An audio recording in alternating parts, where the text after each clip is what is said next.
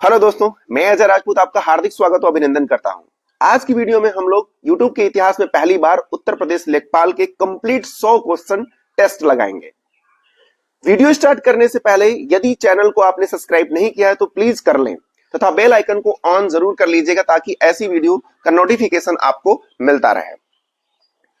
YouTube के इतिहास में पहली बार इकलौता चैनल है ये जो कंप्लीट 100 क्वेश्चन को करवाता है और आज हम लोग सेट नंबर 3 को करने वाले हैं। एक एक क्वेश्चन को जो आपको समझ में नहीं आता नोट डाउन करते चलेंगे और हमारे द्वारा बताए गए सारे सॉल्यूशन को ध्यान पूर्वक सुनते रहिएगा ताकि आपका और अच्छे से अच्छा तैयारी हो सके। सिर्फ इन प्रश्नों पर निर्भर मत रहिए, जो मैं आपको इनके संदर्भ में विश्लेषण दूंगा वो आपके लिए बेहद इंपॉर्टेंट होगा। तो आप लोग ध्यान पूर्वक सुने और जो आपको उसमें से नहीं आ रहा है उसे नोट डाउन करते चलेंगे वीडियो को रोक रोक के, ठीक है ना।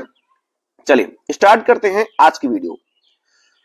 आज की वीडियो का जो पहला क्वेश्चन है, देखिए दोस्तों आप लोग यहां पर क्वेश्चन है, 6ठी 5वीं शताब्दी ईसा पूर्व में तुर्की के लोगों ने सिंधु के पूर्व में लोगों द्वारा इस्तेमाल की जाने वाली भाषा को क्या कहा था। तो मैं इसका आंसर बता दूं आप लोगों को। सबसे पहले तो इसका आंसर जो था हिंदवी, क्या नाम था, हिंदवी। याद रखिएगा option number B correct answer हो जाएगा। अब इसके संदर्भ में थोड़ा सा बात कर लेते हैं। देखिए अभी बात किया था 6ठी 5वीं शताब्दी ईसा पूर्व में सिंधु नदी के पूर्व के क्षेत्र को संदर्भित किया गया था किस रूप में, तो हम लोग हिंदवी जानते हैं।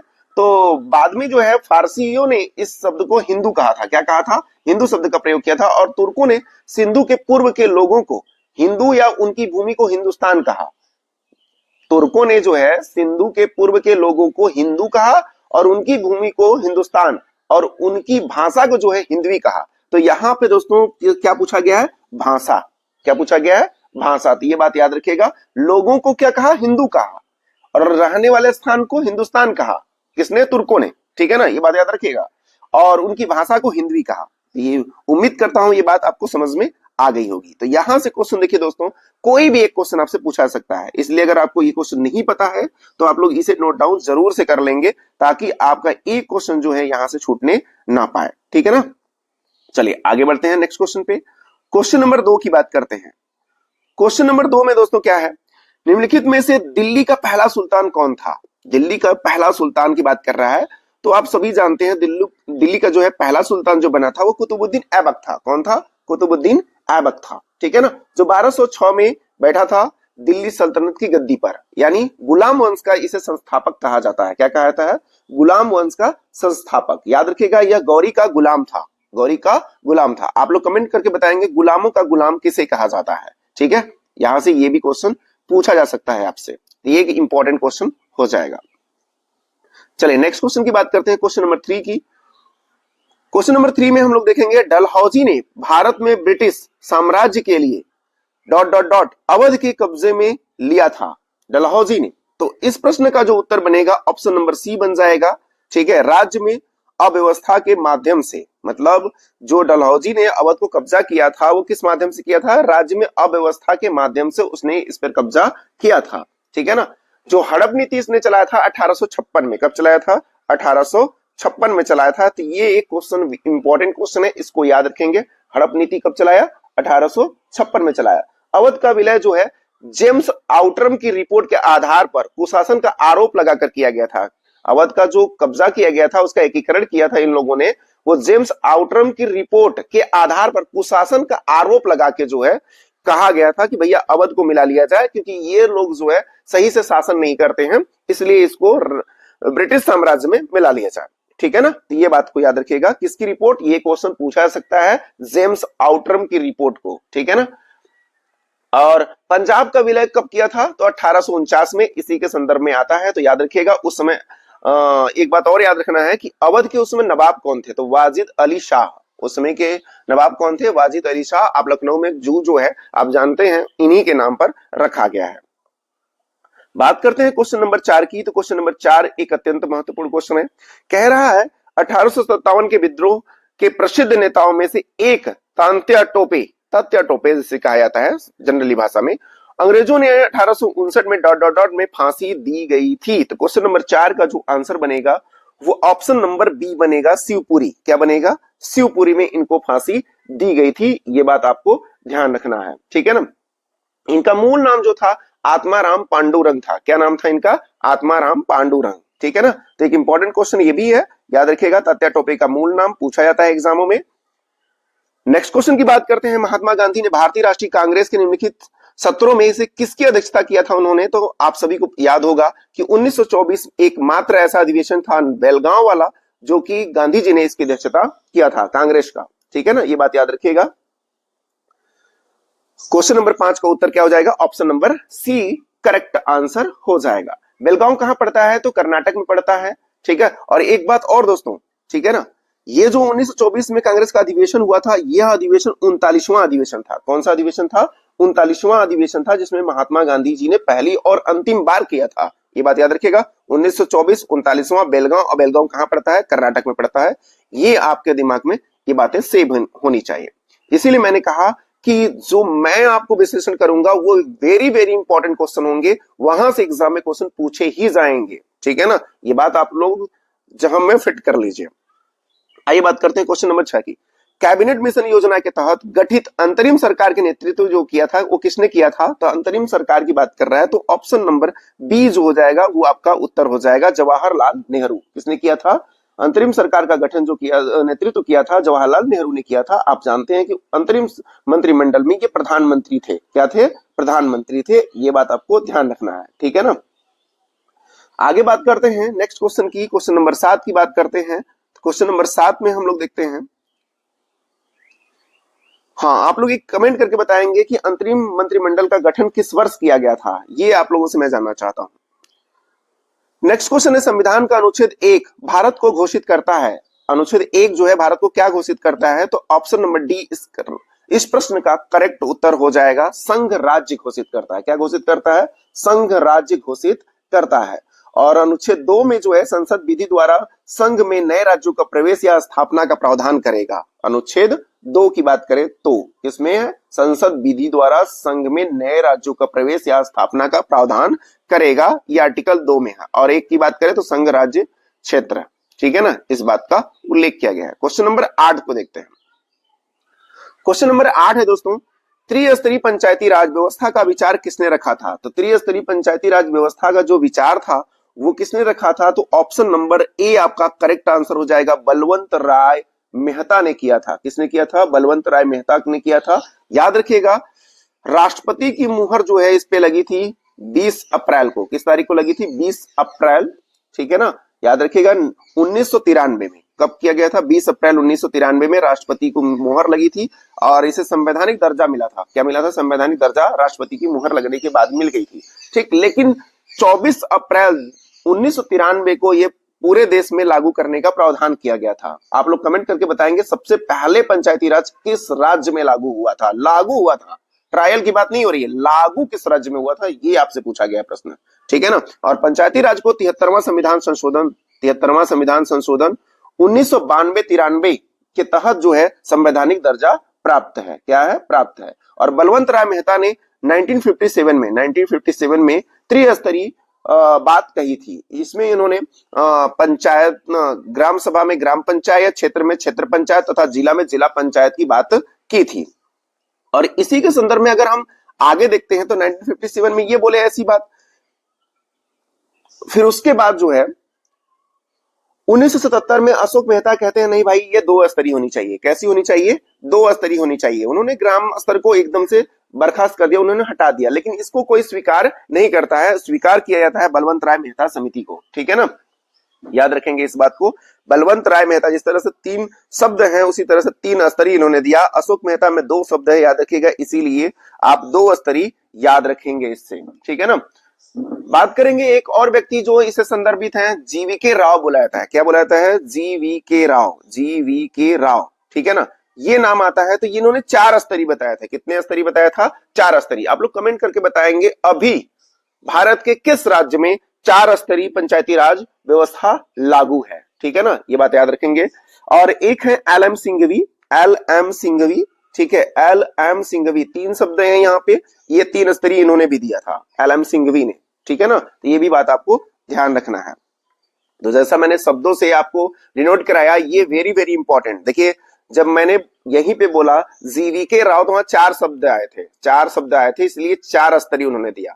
बलवंत राय मेहता 3 शब्द है, 3 स्तरीय। अशोक मेहता 2 शब्द हैं, इसमें 2 स्तरीय। इसी तरह से एलएम सिंघवी, इनका नाम क्या है, एल एम सिंघवी, ठीक है ना, सिंधवी, ठीक। तो इस तरह से इनमें 3 शब्द आते हैं, जिसकी वजह से ये 3 स्तरीय, ठीक है ना, 3 शब्द वाले 3 स्तरीय, 4 शब्द वाले 4 स्तरीय, ठीक है। ये बात आपको ध्यान रखना है। और इस प्रश्न का उत्तर जो होगा ऑप्शन नंबर ए करेक्ट उत्तर हो जाएगा।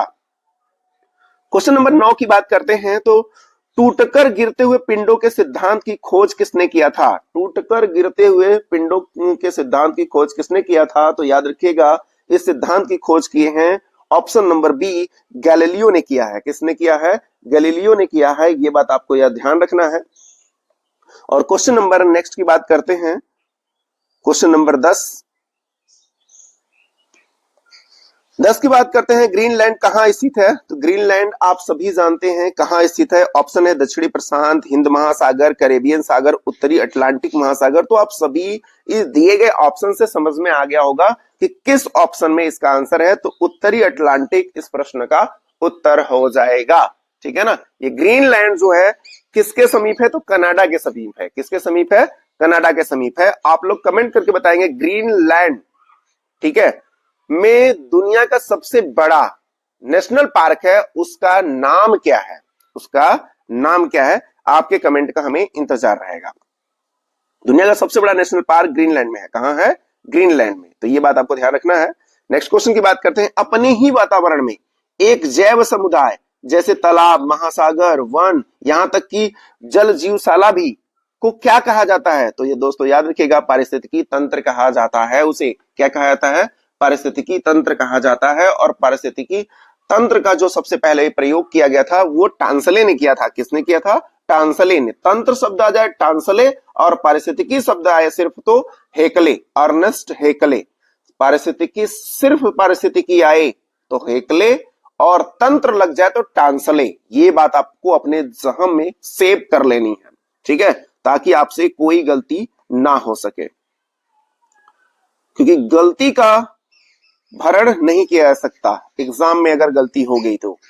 क्वेश्चन नंबर 12 की बात करते हैं। निम्नलिखित में से कौन प्रदूषक जगह में नहीं पाया जाता है? प्रदूषक जगह मतलब जहां पे प्रदूषण होता है वहां पर वो पाया ही नहीं जाएगा, वो कौन सा इसमें से है? तो क्वेश्चन नंबर 12 का जो आंसर बनेगा वो लाइकेन बनेगा, क्योंकि ये शुद्धता का ही सूचक है।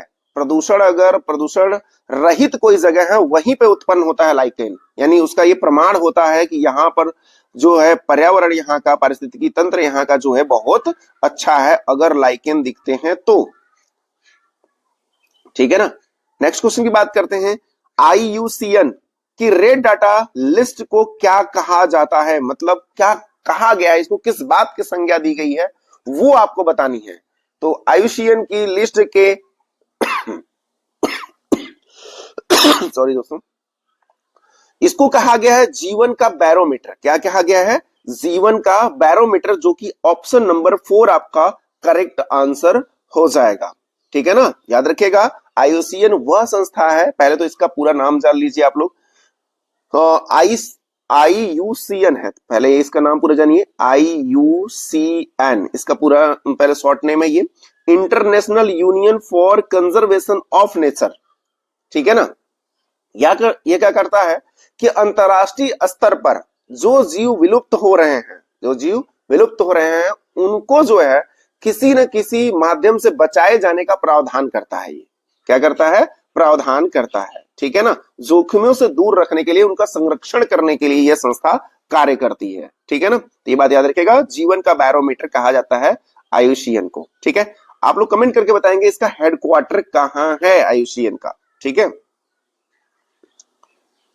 मेरा आपसे प्रश्न पूछने से सिर्फ इतना ही मतलब है कि आप एक क्वेश्चन जब खोजने जाएंगे तो आपको एक से ज्यादा प्रश्न आपको मिलेंगे और उनके उत्तर भी मिलेंगे, तो इसलिए आपका ज्यादा से ज्यादा तैयार होगा, ठीक है। इसीलिए मैं आपसे प्रश्न पूछता रहता हूं। निम्नलिखित में से कौन सी एक पौधा घर गैस यानी ग्रीन हाउस नहीं है? ग्रीन हाउस नहीं है की बात कर रहा है दोस्तों। तो इसमें देखिए सबसे पहले मीथेन भी ग्रीन हाउस है। मीथेन भी क्या है? ग्रीन हाउस है। ओजोन क्या है? ये भी ग्रीन हाउस है। फिर नहीं है कौन सा? फ्लोरोकार्बन ये भी ग्रीन हाउस है, यानी सल्फर डाइऑक्साइड जो है यही ग्रीन हाउस गैस नहीं है। ठीक है ना, ये बात आपको ध्यान रखना है।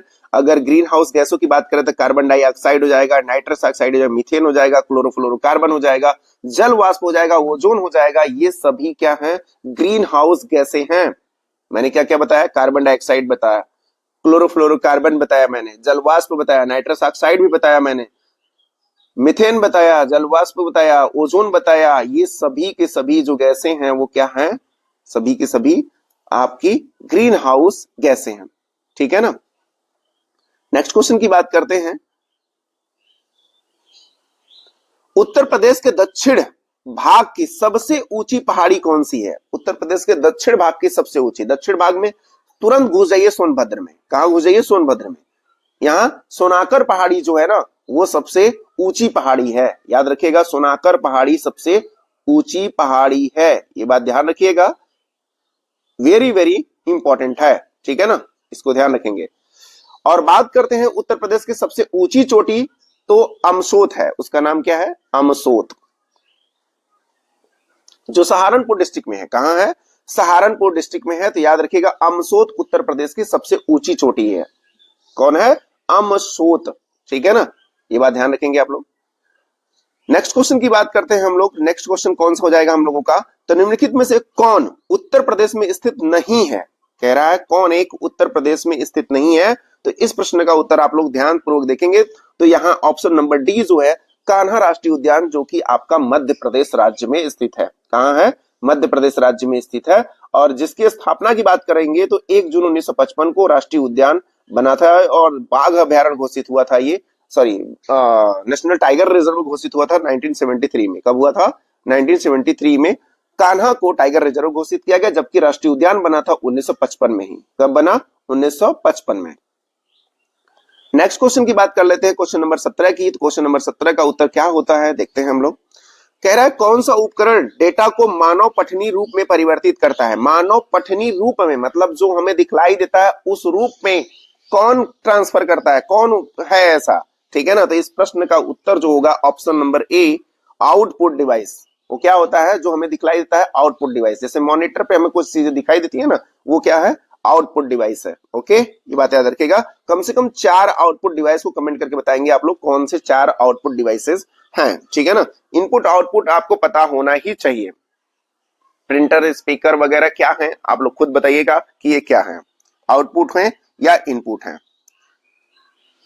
नेक्स्ट क्वेश्चन की बात करते हैं हम लोग। निम्नलिखित में से कौन सा दुर्भावनापूर्ण प्रोग्राम नहीं है? दुर्भावनापूर्ण प्रोग्राम नहीं है जिसे एंटीवायरस सॉफ्टवेयर सुरक्षा करता है। ठीक है ना, तो क्वेश्चन नंबर 18 का जो उत्तर बनेगा वो क्या बनेगा? Option number C, worm. क्या है?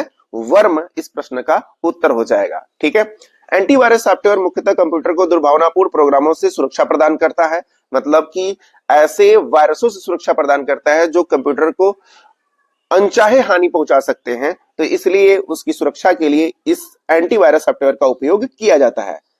आप लोगों ने कुछ नाम सुने होंगे, ट्रोजन हॉर्स। ट्रोजन हॉर्स क्या है? एक तरह का प्रोग्राम होता है जो उपयोगकर्ता को वैध सॉफ्टवेयर जैसा दिखता है, लेकिन वह हानिकारक कोड छिपा होता है उसमें। क्या छुपा होता है? हानिकारक कोड छुपा होता है। ठीक है, वार्म क्या होता है? यह नेटवर्क के माध्यम से खुद को फैलाता है और सिस्टम को स्लो कर देता है। सिस्टम को क्या करता है? स्लो कर देता है, जिसकी वजह से सिस्टम अच्छे से वर्क नहीं करता है। लेकिन वेब ब्राउजर एक ऐसा सामान्य सॉफ्टवेयर होता है जिसका उपयोग सामान्य वेब ब्राउजिंग के लिए किया जाता है। ठीक है, जैसे गूगल, क्रोम, फायरफॉक्स, ईटीसी जो है ये सब वेब ब्राउजर है। ये क्या है? वेब ब्राउजर है। तो ये बात भी आपको ध्यान रखनी है। ठीक है ना, नेक्स्ट क्वेश्चन की बात करते हैं हम लोग। क्वेश्चन नंबर 19 की बात करते हैं। क्वेश्चन नंबर 19 में किस बात का उल्लेख किया गया? तो कह रहा है वर्षा और मिट्टी के प्रकार के आधार पर उत्तर प्रदेश को कितनी कृषि जलवायु क्षेत्रों में बांटा गया है? तो आप लोगों को ये प्रश्न जरूर आना चाहिए। 19 नंबर का आंसर होगा ऑप्शन नंबर सी, करेक्ट। 9 कृषि जलवायु क्षेत्र में बांटा गया है। अगर 9 की बात करते हैं तो भाबर हो जाएगा, तराई हो जाएगा, पश्चिमी मैदान क्षेत्र हो जाएगा, मध्य पश्चिमी मैदान क्षेत्र हो जाएगा, दक्षिणी पश्चिमी मैदान क्षेत्र हो जाएगा, अर्ध शुष्क क्षेत्र हो जाएगा, मध्य मैदान हो जाएगा, बुंदेलखंड क्षेत्र हो जाएगा, उत्तरी पूर्वी मैदान हो जाएगा, पूर्वी मैदान हो जाएगा, ये और विंध्य क्षेत्र। आपके कुल मिला के 9 क्षेत्रों में उत्तर प्रदेश विभाजित है कृषि जलवायु में। कितने में? 9 में विभाजित है। ये बात आपको ध्यान रखनी है। क्वेश्चन नंबर 20 की बात करते हैं। आयुध कारखाना उत्तर प्रदेश में कहां पर स्थित है? आयुध कारखाना की बात कर रहा है तो ये कानपुर में है। कहां पे है? कानपुर में है दोस्तों। ये बात आपको ध्यान रखनी है कि आयुध कारखाना उत्तर प्रदेश में कहां है? कानपुर में है। ये बात ध्यान रखेंगे। जहां पे तोप गोला हथियारों का निर्माण किया जाता है, भंडारण किया जाता है। डिफेंस कॉरिडोर है यहाँ, हजारों करोड़ों का निवेश यहाँ है। मिसाइल ड्रोन तक बनाए जाते हैं आपके कानपुर में। ठीक है, मिसाइल ड्रोन वगैरह भी यहाँ पर बनाए जाते हैं। ठीक है ना। बात करते हैं नेक्स्ट क्वेश्चन की।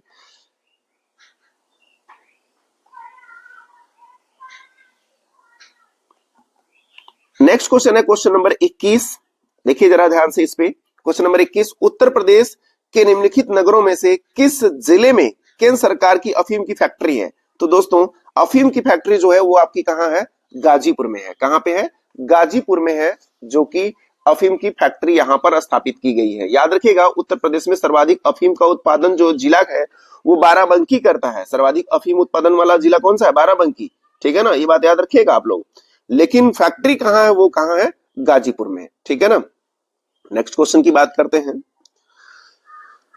नेक्स्ट क्वेश्चन हो जाएगा, ओबरा थर्मल पावर केंद्र निम्नलिखित में से किसकी सहायता से स्थापित किया गया था? ओबरा जो पावर प्लांट है दोस्तों वो किसकी सहायता से स्थापित किया गया था? सोवियत संघ रूस के सहयोग से स्थापित किया गया था। Option number A correct answer हो जाएगा। ठीक है ना, जो कि सोनभद्र डिस्ट्रिक्ट में है। कहां पे है? सोनभद्र डिस्ट्रिक्ट में आता है। ये बात याद रखिएगा। ओबरा एनटीपीसी पावर प्लांट के नाम से जाना जाता है। तो एनटीपीसी पूरे भारत में है और उसी का एक भाग है आपका ओबरा पावर प्लांट। ठीक है ना। याद रखेंगे कि ये कोयला डिपेंडेंट जो है थर्मल पावर कॉर्पोरेशन है। क्या है? थर्मल पावर कॉर्पोरेशन है। इस चीज को भी ध्यान रखेंगे। अगला है 1857 की क्रांति उत्तर प्रदेश में क्रांति का नेता कौन था? उत्तर प्रदेश में कहा है। ठीक है ना। तो क्वेश्चन नंबर 23 का आंसर हो जाएगा खान बहादुर खान। कौन हो जाएंगे? खान बहादुर खान हो जाएंगे इस प्रश्न का उत्तर। याद रखेंगे इनके द्वारा 31 मई 1857 को बरेली में आजादी की घोषणा की गई थी। कहां पे? बरेली में। कहां की गई थी? बरेली में आजादी की घोषणा की गई थी। सर्वप्रथम उत्तर प्रदेश में यही थे खान बहादुर खान। ये बात याद रखिएगा। ठीक है। बरेली का पुनर्धिकार करने के बाद अंग्रेजों ने क्या किया? इनकी हत्या कर दिया और जो है सजा दी, मौत की सजा दिया था 24 फरवरी 1860 को। 24 फरवरी 1860 को, फरवरी 1860 को इनको मौत की सजा दी गई थी। याद रखेंगे इस बात को। ठीक है। जबकि अन्य नेताओं की बात करते हैं, नाना साहब ने कानपुर से, हजरत महल ने लखनऊ से, रानी लक्ष्मीबाई ने झांसी से, मौलवी अहमदुल्ला ने फैजाबाद से और कुंवर सिंह ने बिहार से, बिहार के आरा डिस्ट्रिक्ट से। ये बात याद रखिएगा, कुंवर सिंह बिहार के आरा डिस्ट्रिक्ट से। जो भोजपुर जिला है ना बिहार का, वो स्पेशली भोजपुर ही जिला है। आरा तो एक जगह का नाम है, उसका हेडक्वार्टर कह लीजिए आप। ठीक है। क्वेश्चन नंबर 24 की बात करते हैं। तब सभी भारतीय नेताओं में सबसे खतरनाक निम्न में से किसने रानी लक्ष्मीबाई के बारे में कहा है? मतलब सबसे खतरनाक रानी लक्ष्मीबाई थी, यह बात किसने कहा है? तो यह बात ह्यूरोज ने कहा है। किसने कहा है? ह्यूरोज, जो कि एक अंग्रेज था। ठीक है ना, ये बात याद रखेंगे। रानी लक्ष्मीबाई का अगर जन्म के बारे में पूछता है तो 19 नवंबर 1828 को हुआ था वाराणसी में। एक ब्राह्मण परिवार से बिलोंग करती थी। किससे बिलोंग करती थी? ब्राह्मण परिवार से। और इनके बचपन का नाम दोस्तों जो था वो मनु था। क्या नाम था? मनु। याद रखेंगे इस चीज को। और 18 जून 1858 को अंग्रेजों के खिलाफ लड़ते हुए ग्वालियर में इनका निधन हुआ था। मतलब अंग्रेजों के खिलाफ इनका जो निधन हुआ युद्ध लड़ते हुए 1857 की क्रांति में, इनका 18 जून 1858 में मृत्यु हुई थी। ये बात आपको ध्यान रखनी है। क्वेश्चन नंबर 25 का जो आंसर बनेगा वो 24 का ऑप्शन नंबर सी बनेगा। ये बात आपको ध्यान रखने हैं।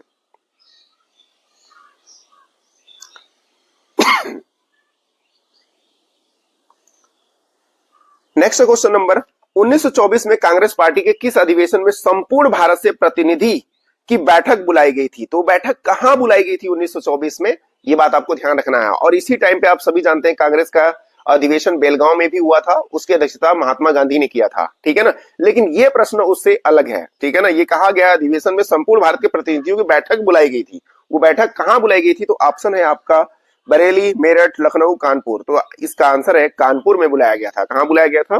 कानपुर में बुलाया गया था। ये बात आपको ध्यान रखने हैं। ये क्वेश्चन इंपॉर्टेंट क्वेश्चन है, इसको आप लोग ध्यानपूर्वक देखते रहेंगे, ठीक है ना। चलिए नेक्स्ट क्वेश्चन 26 नंबर बात करते हैं, क्वेश्चन नंबर 26 की। तो क्वेश्चन नंबर 26 का जो आंसर बनेगा वो क्या बनेगा? भृगुकुंड जहां अर्जुन ने द्रौपदी से शादी करने के लिए मछली को निशाना बनाया था, उत्तर प्रदेश के किस डिस्ट्रिक्ट में स्थित है? सर्वप्रथम जब पांचाली से अर्जुन का विवाह होता है तो उसके लिए उससे पहले अर्जुन ने मछली की आंख में तीर मारा था। उससे पहले क्या मारा था? मछली की आंख में तीर मारा था। तो वो जगह कहां है? भृगुकुंड के नाम से जाना जाता है, लेकिन वो है कहां? तो क्वेश्चन नंबर 26 का जो आंसर बनेगा ऑप्शन नंबर सी, फर्रुखाबाद में है। वो कहां है? वो फर्रुखाबाद में है वो जगह, ठीक है ना। ये बात आपको याद रखनी है, ठीक है। नेक्स्ट क्वेश्चन की बात करते हैं, किस स्थान पर मुड़िया पूर्णिमा मेला का आयोजन किया जाता है? तो इस प्रश्न का जो आंसर बनेगा क्वेश्चन नंबर 27 का ऑप्शन नंबर सी, गोवर्धन। क्या बनेगा? गोवर्धन, ठीक है ना। ये प्रश्न को आपको ध्यान रखना है। और ये पड़ता कहां है? तो मथुरा में पड़ता है। कहां पड़ता है? मथुरा में पड़ता है। ये बात आपको ध्यान रखना है। गोवर्धन कहां पड़ता है? मथुरा में पड़ता है। कहां पड़ता है? इस बात को नोट डाउन कर लीजिएगा आप लोग। चले क्वेश्चन नंबर 28 की बात करते हैं। सॉरी दोस्तों, निम्नलिखित में से किस नृत्य शैली में एक महिला नर्तकी नृत्य करते समय अपने सिर के ऊपर रोशन दीपकों के एक स्तंभ को संतुलित करती है?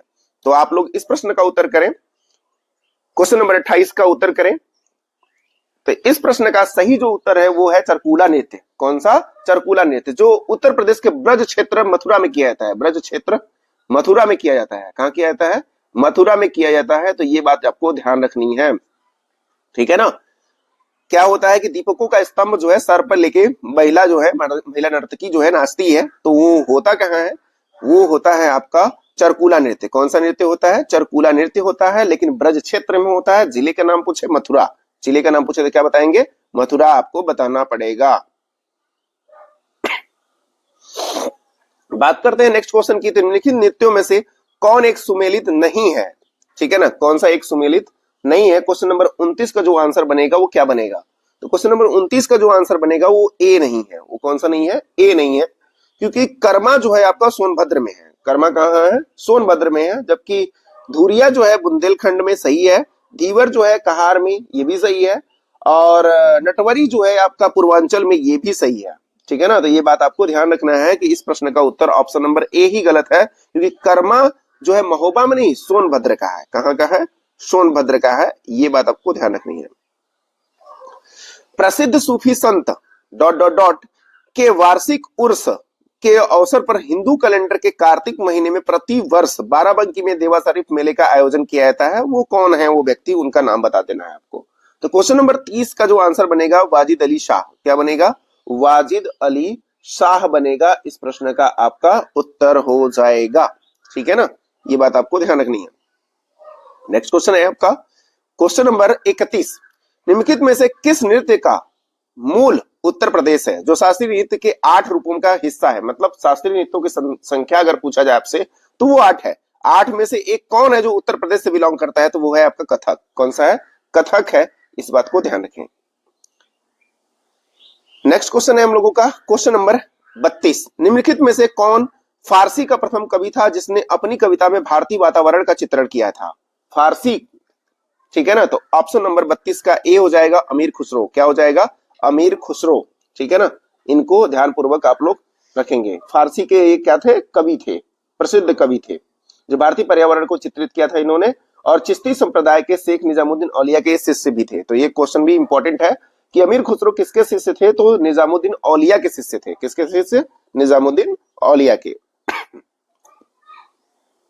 नेक्स्ट क्वेश्चन की बात करते हैं क्वेश्चन नंबर 33 की। तो उत्तर प्रदेश में ऑनलाइन वित्तीय धोखाधड़ी रिपोर्ट करने हेतु व्यक्तियों के लिए साइबर क्राइम हेल्पलाइन नंबर पर शिकायत दर्ज करने का समय सीमा क्या है? समय सीमा जो है वो क्या है? क्वेश्चन नंबर 33 का जो आंसर बनेगा ऑप्शन नंबर बी बनेगा 24 घंटे। क्या होता है?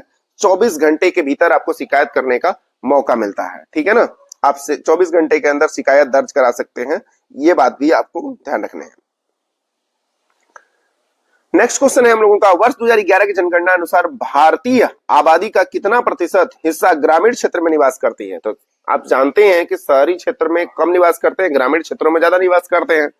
तो क्वेश्चन नंबर 34 का जो आंसर बनेगा ऑप्शन नंबर ए बनेगा। 68.84% लोग ग्रामीण क्षेत्रों में निवास करते हैं, शेष जो है वो शहरी क्षेत्रों में निवास करने वाले लोग हैं। ठीक है ना, ये बात याद रखेगा। जनगणना 2011 के अकॉर्डिंग है, ये किसके अकॉर्डिंग है? जनगणना 2011 का 31.2% जो समथिंग बचता है ना, वो आपका हो जाता है शहरी आबादी। क्या हो जाती है? शहरी आबादी।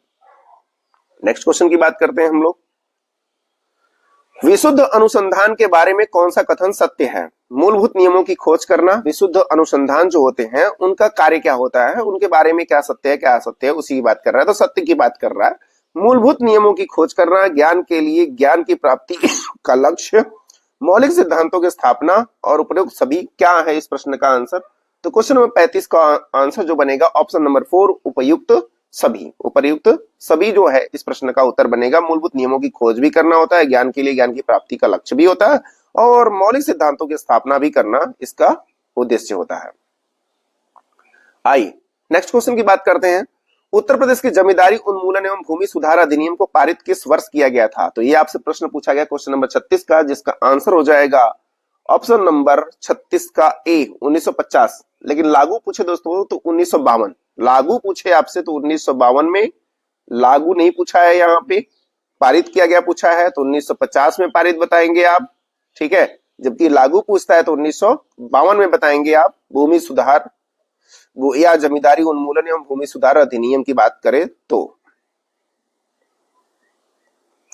नेक्स्ट क्वेश्चन की बात करें, उत्तर प्रदेश में किसान मित्र योजना का आरंभ कब हुआ था? किसान मित्र योजना का आरंभ कब हुआ? तो ऑप्शन नंबर डी आपका करेक्ट आंसर हो जाएगा। 18 जून 2001 को प्रारंभ हुआ है। 18 जून 2001 को प्रारंभ हुआ है। ठीक है ना, ये बात आपको ध्यान रखनी है। 18 जून 2001। नेक्स्ट क्वेश्चन हो जाएगा क्वेश्चन नंबर 38। निम्नलिखित में से कौन सा ग्रामीण उद्योग है? कह रहा है सॉरी दोस्तों, क्वेश्चन नंबर 38 कह रहा है ग्रामीण उद्योग कौन सा है? 38 का आंसर करें आप लोग। इसमें देखिए दोस्तों, माचिस उद्योग, खाद्य प्रसंस्करण उद्योग, विजाई उद्योग, ये सभी हैं जरूर, लेकिन कह रहा है ग्रामीण उद्योग का मुख्य पहलू कौन सा है इसमें? तो हथकरघा उद्योग को आप उत्तर करेंगे। किसको करेंगे? हथकरघा उद्योग, क्योंकि घर घर में फैला हुआ था ये उद्योग। ठीक है ना, तो इस बात को आप आंसर करेंगे, हथकरघा उद्योग। नेक्स्ट क्वेश्चन की बात करते हैं हम लोग। पत्र लेखन के बारे में कौन सा विकल्प सही नहीं माना है? कौन सा विकल्प जो है सही नहीं है, आपको ये बताना है। तो ऑप्शन नंबर बी को अगर आप ध्यानपूर्वक पढ़ें तो सरकारी कार्यालय में लिखे जाने वाले पत्रों में अभिवादन, सदर, नमस्ते, ये सब लिखना चाहिए। क्या ऐसा होना चाहिए सरकारी पत्रों में? बिल्कुल भी नहीं होना चाहिए ये सब चीजें। ठीक है ना, ये बात आपको ध्यान रखना है। ऑप्शन नंबर बी आपका गलत हो जाएगा। नेक्स्ट क्वेश्चन की बात करते हैं हम लोग। Question number 40। निम्नलिखित विकल्पों में घोष वर्ण का सही विकल्प नहीं है। घोष वर्ण का सही विकल्प कौन सा नहीं है? तो घोष वर्ण के लिए दोस्तों पूछा है, तो आप लोग ध्यान पूर्वक देखिए कि घोष वर्ण कौन सा है और कौन सा नहीं है। आप सभी जानते हैं घोष या सघोष बोल सकते हैं इसको। और एक बात और याद रखिएगा कि तीसरा, चौथा, पांचवा वर्ग का तीसरा, चौथा और पांचवा वर्ण जो होता है वह घोष या सघोष व्यंजन होता है। जैसे आप क से अंग तक लिखते हैं तो उसमें क ख जो होता है अघोष होता है, लेकिन उसके बाद के जो 3 होते हैं वो आपका जो है ना वो सघोष होता है या घोष होता है। क्या होता है? घोष। यानी वर्ग का तीसरा, चौथा और पांचवा जो अक्षर होता है उसे हम घोष वर्ण कहते हैं। ठीक है ना, ये बात याद रखिएगा। एक इंपॉर्टेंट क्वेश्चन है, घोष और अघोष जो है एग्जाम में पूछा जाता है। और घोष वर्ण में जो है अंतस्थ व्यंजन भी आते हैं। ठीक है ना, कौन से आते हैं? अंतस्थ व्यंजन भी आते हैं तथा सभी स्वर भी आते हैं। तो यवर वाला जो है ये क्या है? अंतस्थ व्यंजन ही है। ठीक है ना, जबकि हम अगर 40 नंबर क्वेश्चन में देखें सी नंबर ऑप्शन किसको देखें? सी नंबर ऑप्शन, तो ग घ अंग ये भी तो घोष है।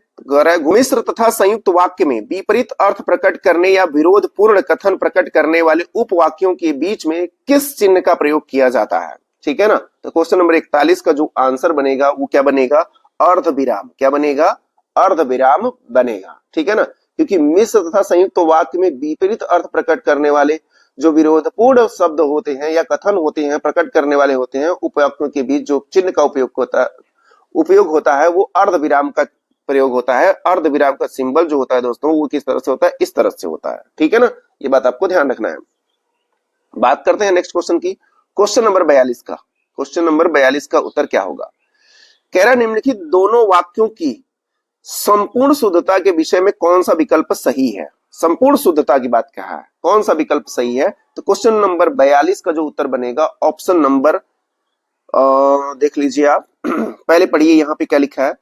हमको हमारे पूजनीय, देखिए सबसे पहली बात कि यहाँ पूजनीय नहीं होता है, पूजनीय होता है। क्या होता है? पूजनीय होता है। ठीक है ना, तो पहला तो गलत हो गया, पहला क्या हो गया? गलत हो गया। तो ऐसा वाला ऑप्शन जो है 42 नंबर में देखिए आप कौन सा आंसर है? उसे मृत्यु दंड की सजा दी जानी चाहिए, उसे मृत्यु दंड की सजा दी जानी चाहिए। ठीक है ना, तो जो 42 का आंसर बनेगा वो क्या बनेगा? जरा देखिए आप लोग ध्यान पूर्वक समझिए उसे, क्या बनेगा क्वेश्चन नंबर 42 का उत्तर?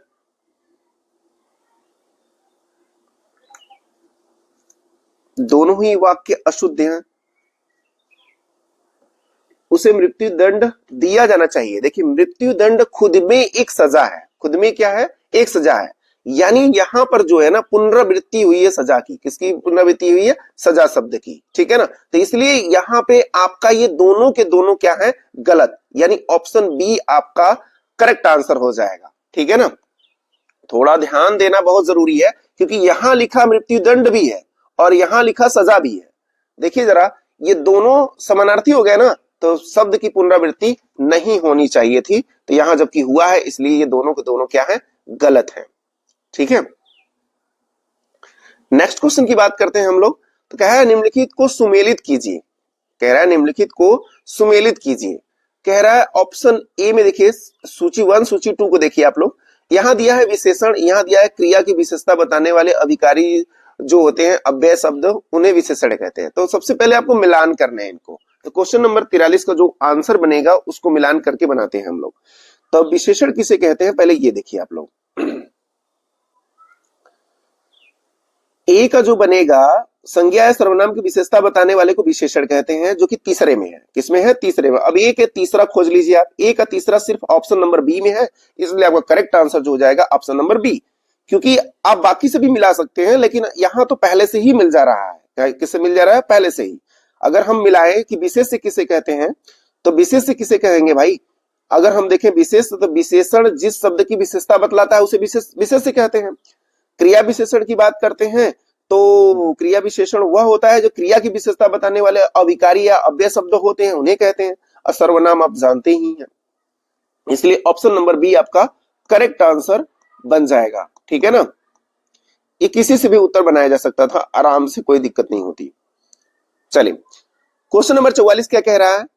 4 विकल्पों में से दिए गए वाक्य का सही काल वाला विकल्प पहचानिए। दीपा पौधों को पानी दे रही थी। प्रश्न ध्यान से सुनिएगा।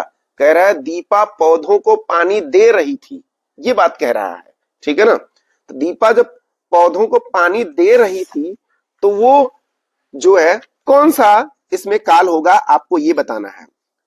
तो जो 44 का आंसर बनेगा दोस्तों, यहां पानी दे रही थी तो ये अपूर्ण भूत है। ये क्या है? अपूर्ण भूत, क्योंकि वो दे ही रही थी पानी को दे ही रही थी।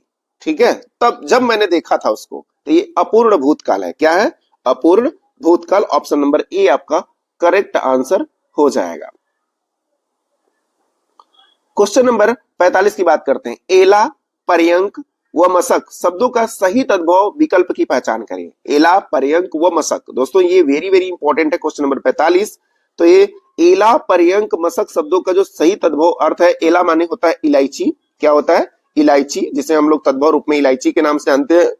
और पर्यंक मतलब पलंग होता है और यहाँ मशक मतलब मच्छर होता है। तो इस ऑप्शन की तलाश कर लीजिए, इलायची, पलंग व मच्छर। ऑप्शन नंबर बी आपका करेक्ट आंसर हो जाएगा। नेक्स्ट क्वेश्चन की बात करते हैं, क्वेश्चन नंबर 46। क्वेश्चन नंबर 46, मृदु का विलोम कटु है तो हरस्व का विलोम क्या होगा? तो हरस्व का दीर्घ मारिए ना, हरस्व का क्या मारिए? दीर्घ मारिए, बात खत्म। ठीक है ना, मृदु का जो है कठोर है तो ह्रस्व का दीर्घ होगा, सिंपल सी बात है। सर, धौत, सर, ठीक है ना, सर, धौत, शर, शब्दों का अर्थ की दृष्टि से शुद्ध विकल्प कौन सा है? जो पहला है सर और दूसरा जो है शर, ठीक है, दोनों में डिफरेंस समझिएगा। सर का मतलब जो पहला वाला सर है उसका अर्थ होता है तालाब, क्या होता है? तालाब। और धौत का जो अर्थ होता है वो होता है चांदी, ठीक है। और जो तालव्य स होता है उसका माने होता है, सर का माने होता है तीर, यानी ऑप्शन नंबर ए 47 का आपका करेक्ट आंसर बन जाएगा, ठीक है ना। नेक्स्ट क्वेश्चन की बात करते हैं, क्वेश्चन नंबर 48। क्वेश्चन नंबर 48 कह रहा है आत्मज्ञान शब्द में समास कौन सा है? आत्मज्ञान में समास पूछ रहा है। तो दोस्तों आत्मा का ज्ञान आप कर सकते हो, इसका विग्रह, समास विग्रह, आत्मा का ज्ञान। तो आत्मा का जो शब्द आया है वो कौन सा तत्पुरुष समास होगा? संबंध तत्पुरुष होगा। कौन सा होगा? संबंध तत्पुरुष होगा, जो कि ऑप्शन नंबर बी आपका करेक्ट आंसर बन जाएगा। क्वेश्चन नंबर 49 की बात करते हैं, उत्तर प्रदेश की राजभाषा कौन सी है? उत्तर प्रदेश की राजभाषा, उत्तर प्रदेश की जो राजभाषा है वो कौन सी है? तो ऑप्शन नंबर सी हिंदी उत्तर प्रदेश की राजभाषा है, ठीक है ना। जो वर्ष 1951 के अधिनियम के तहत पहली राजभाषा और तथा 1989 में उर्दू जो है दूसरी राजभाषा बनी, ठीक है ना। ये बात आपको ध्यान रखना है कि उर्दू भी 1989 में दूसरी राजभाषा बनी थी, लेकिन पहली राजभाषा 1951 में हिंदी बनी थी। कौन बनी थी? हिंदी बनी थी। ये बात आपको ध्यान से समझ लेना है। क्वेश्चन नंबर नेक्स्ट की बात करेंगे हम लोग, अब 49 हो गया, 50 की बात करेंगे। 50 क्वेश्चन देखिए यहाँ पे कंप्लीट होते हैं। सरकार जो कुछ भी करना चाहती है या नहीं करना चाहती है लोक नीति कहलाती है। लोक नीति की उपयुक्त परिभाषा दी गई है किसके द्वारा? क्वेश्चन नंबर 50 का जो आंसर बनेगा, लोक नीति की परिभाषा किसके द्वारा दी गई है? तो यह परिभाषा जो है आपका कार्ल जे फ्रेडरिक के द्वारा नहीं, थॉमस आर डे के द्वारा दिया गया है। तो यह बात आपको ध्यान रखना है, थॉमस आर डे के द्वारा यह परिभाषा दी गई है, ठीक है ना। नेक्स्ट क्वेश्चन की बात करते हैं हम लोग, क्वेश्चन नंबर 51, यहां ध्यानपूर्वक देखेंगे आप लोग। क्वेश्चन नंबर 51 कह रहा है हाल ही में पीएम मोदी ने किस शहर में उभरते विज्ञान एवं प्रौद्योगिकी नवाचार सम्मेलन का उद्घाटन किया है? तो क्वेश्चन नंबर 51 का आंसर जो बनेगा वो ऑप्शन नंबर सी बनेगा। कहां किया है? नई दिल्ली में किया है। और किस जगह पे किया है? तो भारत मंडपम में किया गया है। कब किया गया? भारत मंडपम में किया गया है। ये बात आपको ध्यान रखना है, ठीक है ना। विज्ञान एवं नवाचार नीति का रोड मैप तैयार किया गया है, ठीक है। क्वेश्चन नंबर नेक्स्ट की बात करते हैं 52। क्वेश्चन नंबर 52 है लीलावती और सिद्धांत शिरोमणि जैसी प्रसिद्ध गणितीय ग्रंथों की रचना मध्यकाल के लिए जाना जाता है। वो कौन से विद्वान है जिन्होंने इनकी रचना की है? तो लीलावती से आप जान चुके होंगे कि किसकी बात हो रही है। 52 का ऑप्शन नंबर ए हो जाएगा, भास्कराचार्य सेकंड। भास्कराचार्य सेकंड याद रखिएगा। इसमें भास्कराचार्य ने कैलकुलस और बीजगणित में महत्वपूर्ण योगदान दिया है। लीलावती में इन्होंने अंक गणित की कठिन सवालों को भी कविताओं के माध्यम से समझा दिया है, ठीक है ना।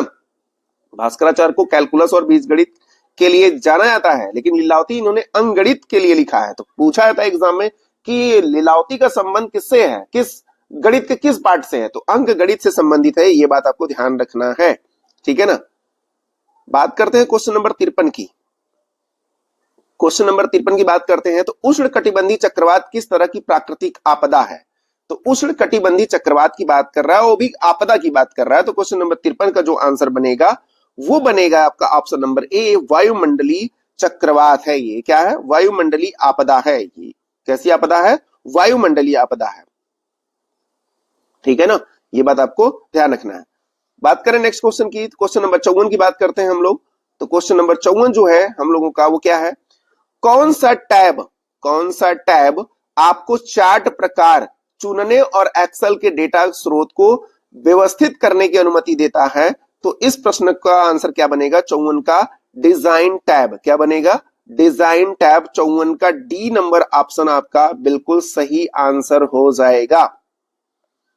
बात करें नेक्स्ट क्वेश्चन की। नेक्स्ट क्वेश्चन नंबर 55 है। क्वेश्चन नंबर 55 क्या कह रहा है? कह रहा है ब्लॉगिंग के लिए ऑफिस वर्ड 2007 में कौन सी नई सुविधा पेश की गई है? ब्लॉगिंग के लिए ऑफिस वर्ड में 2007 में कौन सी नई सुविधा दी गई है? तो क्वेश्चन नंबर 55 का जो आंसर बनेगा ऑप्शन नंबर ए बनेगा, वर्ड से सीधे ब्लॉगिंग। वर्ड से सीधे ब्लॉगिंग ये आपका जुड़ गया है, ठीक है ना। ये बात याद रखिएगा आप लोग। माइक्रोसॉफ्ट का उपयोग किया गया है इसमें। एमएस ऑफिस का मतलब क्या होता है? माइक्रोसॉफ्ट ऑफिस, ठीक है ना। नेक्स्ट क्वेश्चन की बात करते हैं हम लोग।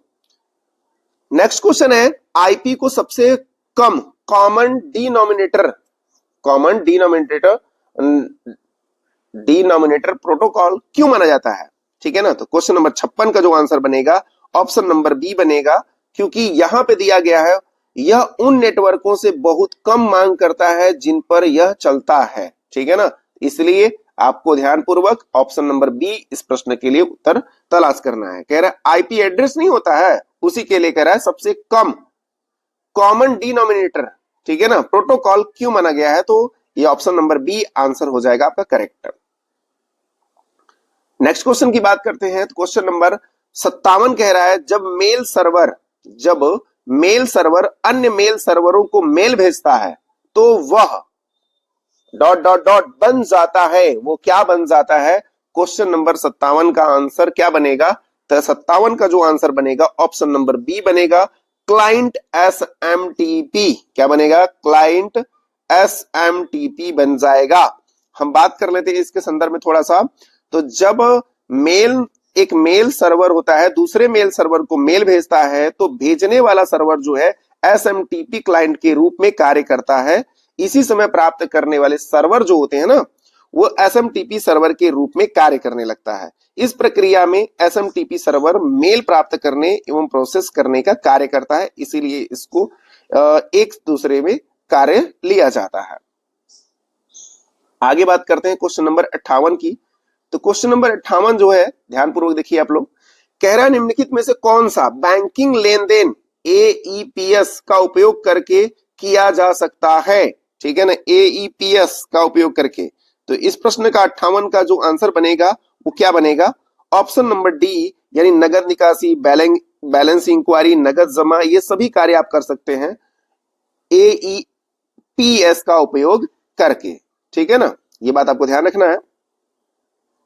क्वेश्चन नंबर 59 की बात करते हैं। तो आप डेबिट कार्ड का उपयोग करके ई कॉमर्स साइट से कोई उत्पाद खरीदने की प्रक्रिया में है। ई कॉमर्स साइट पर प्रक्रिया सीवीवी नंबर की आवश्यकता है। सीवीवी का पूर्ण रूप क्या है? 59 नंबर का आंसर क्या हो जाएगा? Option number A, card verification value. Card verification value इसका पूरा नाम होता है, जो कि आपके डेबिट कार्ड और क्रेडिट कार्ड पे लिखा होता है पीछे साइड, ठीक है ना। ये बात आपको नोट डाउन कर लेने हैं। चलिए नेक्स्ट क्वेश्चन की बात कर लेते हैं हम लोग। क्वेश्चन नंबर 60 की बात करते हैं। निम्नलिखित में कौन सा कथन गलत है? कौन सा कथन गलत है ये आपको बताना है। तो देखिए जरा, पीडीएफ पोर्टेबल फाइल का एक प्रकार है, बिल्कुल सही बात है, ठीक है। गलत आपको तलाशना है। जिप जो है फाइल कंप्रेस्ड फाइल होती है, बिल्कुल सही बात है। ये प्रत्येक फाइल का एक प्राइमरी नाम तथा एक एक्सटेंशन नेम होता है, ये भी बिल्कुल सही बात है। एक फाइल के नाम में कोई भी स्पेशल कैरेक्टर नहीं हो सकता, बिल्कुल गलत बात है। ऑप्शन नंबर डी आपका गलत आंसर हो जाएगा, जो कि वही आपका सही होगा। कहने का अर्थ है कि आपका आंसर डी होगा। क्या होगा? डी होगा, ठीक है ना। बात करते हैं क्वेश्चन नंबर 61 की। तो क्रिप्टो करेंसी लेन देन के लिए कौन सी तकनीक आधार रेखा है? कौन सी तकनीक आधार रेखा है? तो इस प्रश्न का जो उत्तर बनेगा वो क्या बनेगा? 61 नंबर का IoT, big data, cloud computing, blockchain. तो 61 नंबर का जो आंसर होगा वो ऑप्शन नंबर डी बनेगा। क्या बनेगा? ऑप्शन नंबर डी बनेगा, ठीक है। याद रखिएगा, ब्लॉकचेन एक वितरित और विकेंद्रीकृत, ठीक है, लेजर तकनीक है। क्या है? लेजर तकनीक है। याद रखिएगा इस चीज को, ठीक है। ब्लॉकचेन क्या है? लेजर तकनीक है। बाकी सब क्या है? क्रिप्टो करेंसी लेनदेन में प्रयोग किए जाने वाले जो है आधार रेखा है। आगे बात करते हैं नेक्स्ट क्वेश्चन पे। तो क्वेश्चन नंबर 62 क्या कह रहा है? बुनियादी मशीन लर्निंग प्रक्रिया में चरणों का सही क्रम कौन सा है? बुनियादी मशीन लर्निंग प्रक्रिया में 62 नंबर का जो आंसर बनेगा क्या बनेगा? तो अमूर्तन पहले नहीं होना चाहिए था, ऑप्शन नंबर ए गलत हो जाएगा। सामान्यीकरण अमूर्तन डेटा, ये भी एक गलत आंसर है। और डेटा इनपुट सामान्यीकरण अमूर्तन डेटा इनपुट, ठीक है। चौथा नंबर क्या कह रहा है, डेटा इनपुट अधिगम सामान्यीकरण। ऑप्शन नंबर जो डी है दोस्तों, वो बिल्कुल सही आंसर है। डेटा इनपुट के बाद अधिगम होता है, फिर सामान्यीकरण होता है। यहाँ अमूर्तन की तो बात ही नहीं है, यहाँ अमूर्तन की बात नहीं है, ठीक है ना। डेटा इनपुट अमूर्तन सामान्यीकरण सही है, ठीक है ना। अधिगम को ही सामान्यीकरण यहाँ कहा जा रहा है, ठीक है ना, ये बात ध्यान रखिएगा। Question number next, question number 63 क्या कह रहा है, कह रहा है कौन सी संचार तकनीक अपनी कम बिजली खपत और लंबी दूरी की कनेक्टिविटी के लिए जानी जाती है, जो इसे आईओटी अनुप्रयोगों में लोकप्रिय बनाती है, ठीक है ना। तो वो कौन सा है आप लोग बताएंगे। कौन सा, क्वेश्चन नंबर 63 का आंसर है LORAWAN, वैन, जिसे हम लोग कहते हैं वाइड एरिया नेटवर्क। क्या कहते हैं, वाइड एरिया नेटवर्क। देखिए 4 तरह के नेटवर्क होते हैं। सबसे पहले आप तो जान लीजिए 4 तरह के नेटवर्क कौन कौन से होते हैं। वैन होता है, मैन होता है, लैन होता है और पैन होता है, ठीक है ना। जब हमें वैश्विक रूप से कार्य करना होता है वैन का उपयोग करते हैं, शहरों में काम करना होता है तो मैन का उपयोग करते हैं। लैन लोकल एरिया नेटवर्क होता है, पूरा नाम याद रखिएगा। लोकल एरिया मतलब लोकल कार्य करने के लिए, एक ऑफिस से दूसरे ऑफिस में कनेक्टिविटी के लिए, मतलब एक ही जगह पर। और पैन जो है आपका पर्सनल एरिया नेटवर्क, जो कि वाईफाई होता है, जो कि क्या होता है, वाईफाई होता है। तो ये बात याद रखिएगा। इस प्रश्न का option number D correct answer हो जाएगा। नेक्स्ट क्वेश्चन की बात करते हैं, क्वेश्चन नंबर 64 की। तो क्वेश्चन नंबर 64 है, किस प्रकार की मेमोरी जो है हार्ड ड्राइव का स्वैप फाइल में डेटा संग्रहित करती है।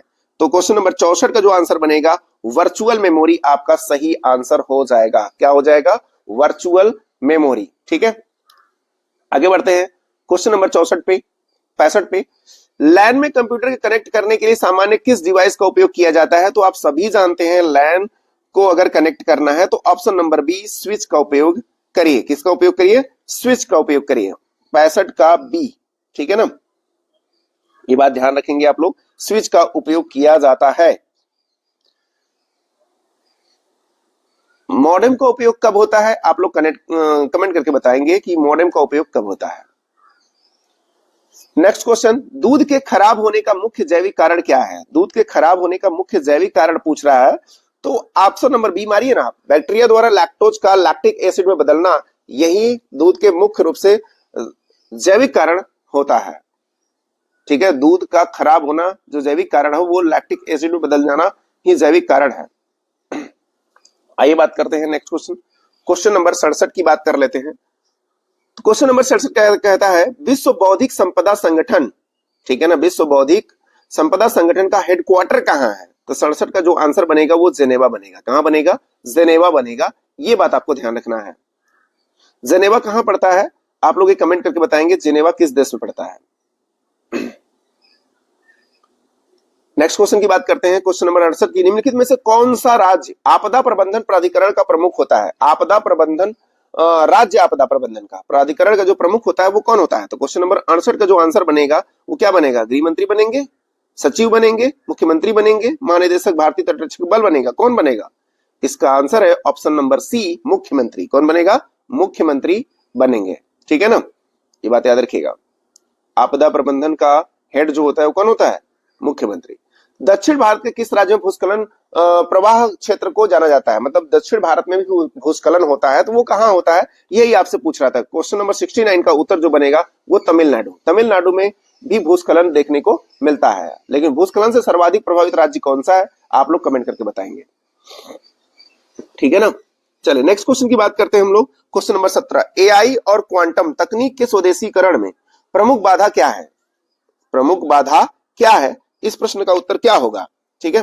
तो इस प्रश्न का जो उत्तर बनेगा ऑप्शन नंबर सी बनेगा, उच्चजी निवेश, ठीक है ना, उच्चजी निवेश एवं विशेषज्ञ मानव संसाधन की आवश्यकता, ठीक है ना। यह बात याद रखिएगा आप लोग, यहां उच्च स्तरीय होना चाहिए था, उच्चजी नहीं, उच्च स्तरीय होना चाहिए था, एवं विशेषज्ञ मानव संसाधन की आवश्यकता यहाँ पे आपका आंसर बनेगा। ठीक है ना। नेक्स्ट क्वेश्चन की बात करते हैं हम लोग। तो नेक्स्ट क्वेश्चन में हम लोगों का है एज एआई का प्रमुख लाभ क्या है। ठीक है ना।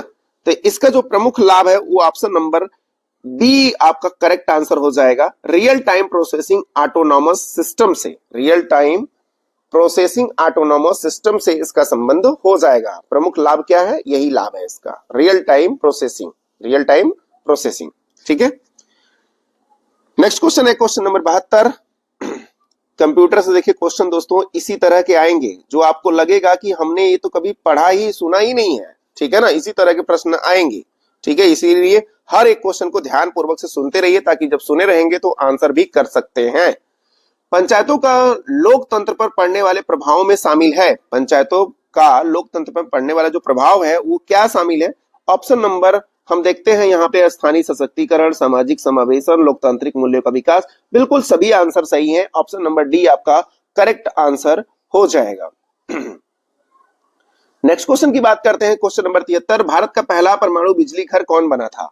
भारत का पहला परमाणु बिजली घर कौन बना था। तो इस प्रश्न का जो उत्तर होगा क्वेश्चन नंबर 73 का, तो वो तारापुर बिजली घर बना था जो कि आपका महाराष्ट्र राज्य में है। कहां पे है, महाराष्ट्र राज्य में है। ठीक है, जिसकी स्थापना 1969 को हुई थी। कब हुई थी, 1969 को। 1969 में प्रधानमंत्री इंदिरा गांधी थी। उन्होंने कितने बैंकों का राष्ट्रीयकरण किया था, आप लोग कमेंट करके बताएंगे कि इंदिरा गांधी ने कितने बैंकों का राष्ट्रीयकरण किया था। रावत भाटा संयंत्र जो बना 1973 में बना, ये भी सही है, ये भी बात याद रखना है। कलपक्कम परमाणु संयंत्र 1983 में बना और नरौरा 1991 में बना। ये सभी आपको ध्यान रखना है, ये सभी जो सन लिखा गया है वो सभी सही सन लिखा गया है। ठीक है ना। तो सबसे पहले पूछा गया था, तो सबसे पहले इसमें सन कौन सा है, 1969 तारापुर। ओके, आइए क्वेश्चन नंबर 74 की बात करते हैं। क्वेश्चन नंबर 74 में किस बात का उल्लेख है, देखिए जरा। कह रहा है निम्नलिखित में से कौन सी पर्वत चोटी अंडमान और निकोबार द्वीप समूह की उत्तरी अंडमान क्षेत्र में स्थित है। उत्तरी अंडमान क्षेत्र में पूछा है कि कौन सी पर्वत चोटी स्थित है। तो इसका आंसर जो बनेगा वो कौन सा बनेगा, आप लोग बताएं। क्वेश्चन नंबर 74 का ऑप्शन, ठीक है, जो सैंडल पीक है, सैंडल पीक अंडमान निकोबार द्वीप समूह की उत्तरी अंडमान में स्थित है। 732 मीटर इसकी ऊंचाई है, 2402 फीट। कन्वर्ट करेंगे 732 मीटर को 2402 फीट में कन्वर्ट होता है। ठीक है ना। और ये कहां पे है, उत्तरी अंडमान में है, ये बात आपको ध्यान रखना है। ठीक है। और इस द्वीप की यानी अंडमान निकोबार द्वीप समूह की ये सबसे ऊंची चोटी है, सबसे ऊंची चोटी है। आप लोग कमेंट करके बताएंगे लक्षद्वीप की सबसे ऊंची चोटी कौन सी है।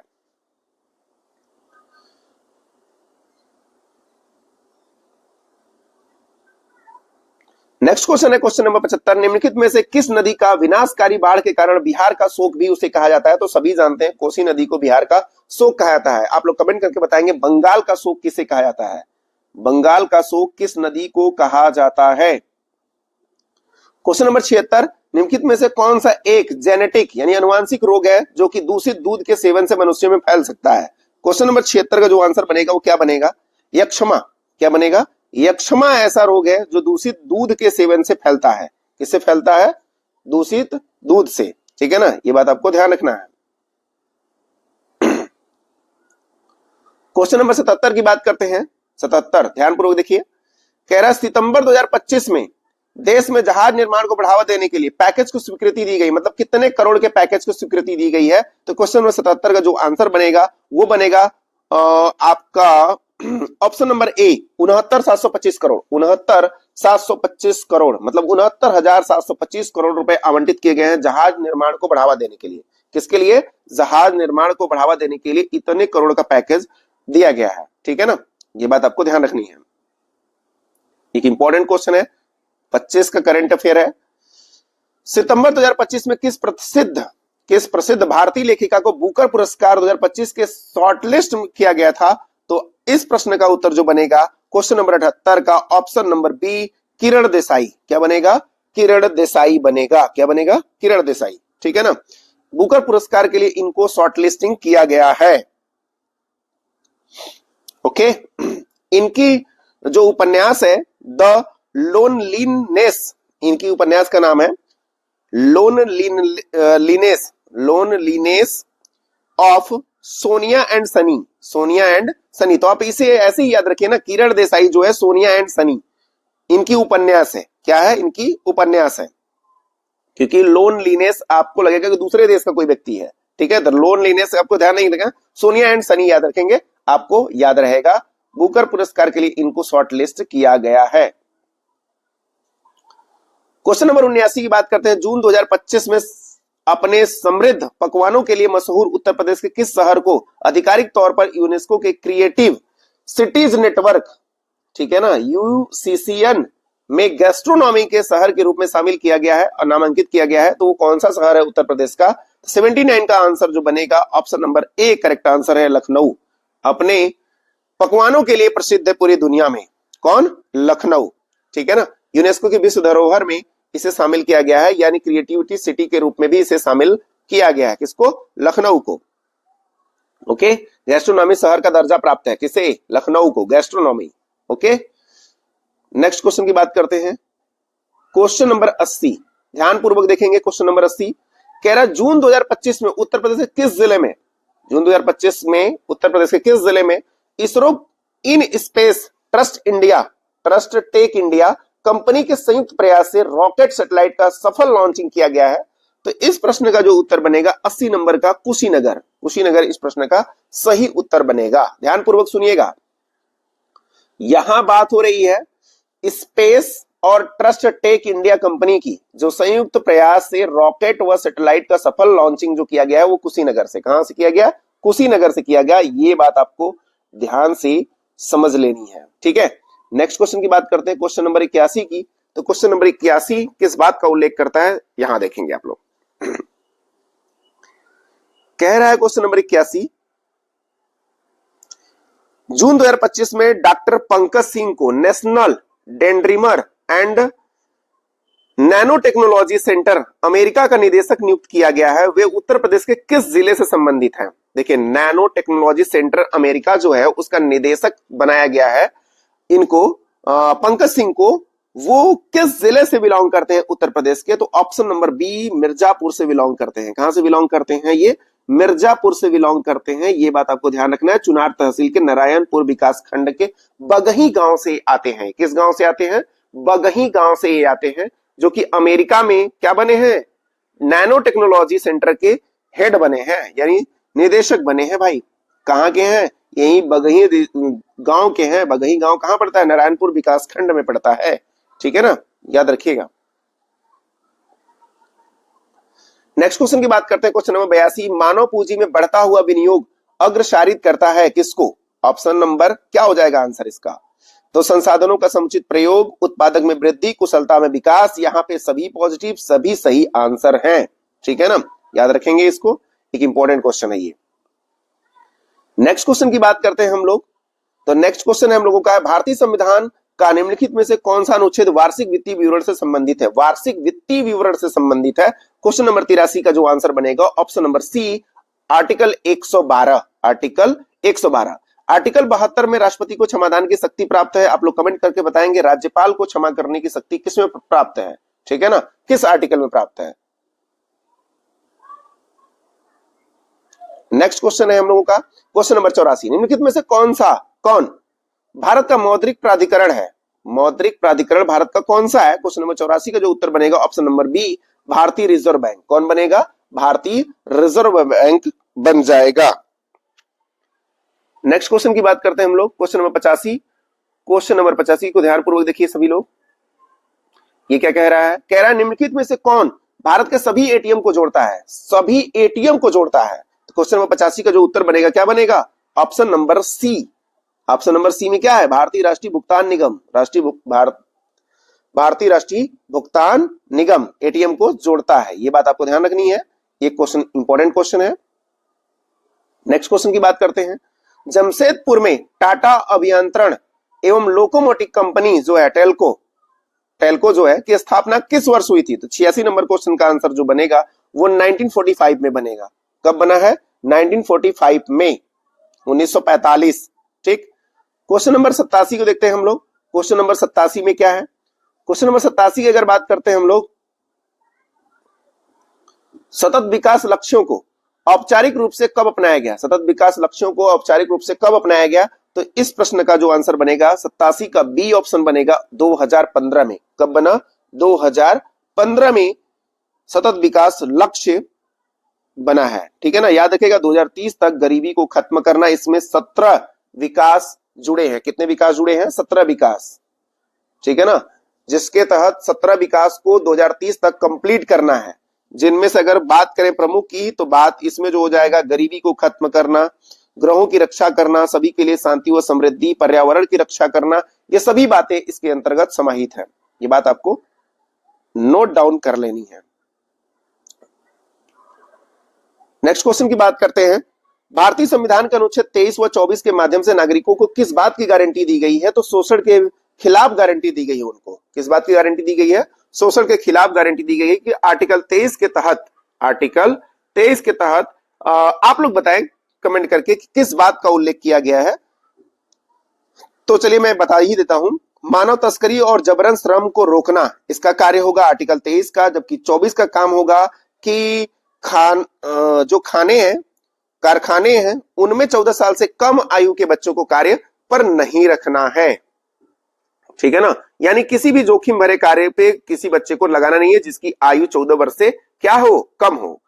वर्चुअल मेमोरी की साइज किस पर निर्भर करती है? वर्चुअल मेमोरी की जो साइज होती है वो किस पे डिपेंड करती है, आपको ये बताना है, ठीक है। तो इस प्रश्न का जो आंसर बनेगा option number B, address line के ऊपर निर्भर करेगा। किसके ऊपर निर्भर करेगा?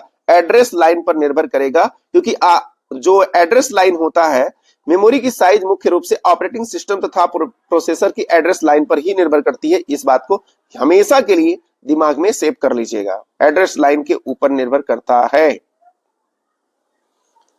नेक्स्ट क्वेश्चन की बात करते हैं, क्वेश्चन नंबर 90। निम्न में से कौन सा जिला ऊर्जा, खनिज, औद्योगिक कॉरिडोर तीनों दृष्टि से 2025 में राजनीतिक महत्व रखता है? 90 नंबर का आंसर जो बनेगा भैया, एक ही ऑप्शन आंख मूंद के मार देना, वो कौन है? सोनभद्र। कौन है? सोनभद्र। ऊर्जा राजधानी के रूप में भी जाना जाता है। किसको? सोनभद्र को जाना जाता है, ठीक है ना। ये बात आप लोग ध्यान रखेंगे। अब हम लोगों का मैथ वाला सेक्शन आ गया है, तो सभी मैथ वाले क्वेश्चन को हम लोग ध्यान पूर्वक देखते हैं कि सभी मैथ के क्वेश्चन जो पूछे गए हैं वो किस तरह के क्वेश्चन है। और इस पे हर एक क्वेश्चन अलग अलग डीआई पर दिया गया है, हर एक क्वेश्चन अलग अलग डीआई पर। तो अभी के लिए जो क्वेश्चन हमारे सामने है उसको ध्यान पूर्वक देखिए क्या कह रहा है। देखिए कह रहा है यहाँ पे दिए गए आयत चित्र का अध्ययन करें जो कि एक परीक्षा के छात्रों तथा प्राप्त अंकों को दर्शाता है, और नीचे दिए गए प्रश्न का उत्तर दीजिए। कह रहा है 350 अंक से कम अंक प्राप्त करने वाले छात्र 350 से कम प्राप्त यहां से इधर हो जाएंगे, ठीक है ना। और फिर कह रहा है 400 से अधिक यानी यहां से इधर हो जाएंगे। ओके, अब ध्यान दीजिएगा क्या कह रहा है। 450 से यहां जो दिया गया है उसको ध्यान समझिए। यहां कंपैरिजन 450 से अधिक वालों के साथ किया गया है। किसके साथ किया गया है? 400 से अधिक वालों के साथ कंपैरिजन किया गया है। यानी 400 से अधिक यहां कितने दिख रहे हैं? 35 दिख रहे हैं। कितने दिख रहे हैं? 35, ठीक है ना। थोड़ा मैं जूम कर देता हूं इसको, देखिए आप लोग ध्यान पूर्वक देखिए। यहां पे मैं जूम कर देता हूं ताकि आप सभी को दिखे ये। अब इधर देखिए, ध्यान से समझिए। यहां 400 से ज्यादा कितना है? 35 है, जबकि 350 से कम इतने लोग हैं, ठीक है। पूरा काउंट करिए, 350 से कम लोग की बात करेंगे तो 35 45 कितना हो जाएगा? 80 और 60 कितना हो जाएगा? 140 140 170 हो जाएगा। यानी कह रहा है कि 170 जो छात्र हैं वो 35 का कितना प्रतिशत है, यही पूछा है आपसे, ठीक है ना।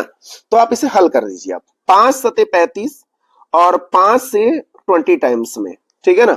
इधर काटिए आप, इधर काटेंगे हम लोग तो 7 दूनी 14 और बचा कितना? यहाँ पे 3 बचा था। 7 चौक 28, लगभग 24 टाइम में।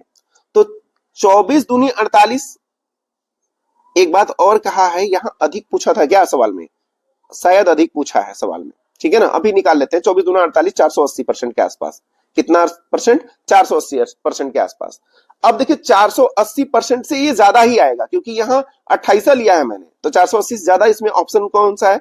385। अब देखिए यहां ध्यान समझिएगा, 100% खुद का प्लस बढ़ा जितना है वो 385.7 बढ़ा है। यानी ऑप्शन नंबर सी आपका करेक्ट आंसर हो जाएगा। यदि वृद्धि करके लगाना ही है तो 170 में से 35 घटा दीजिए, यानी कितना बच जाएगा? 135 बच जाएगा।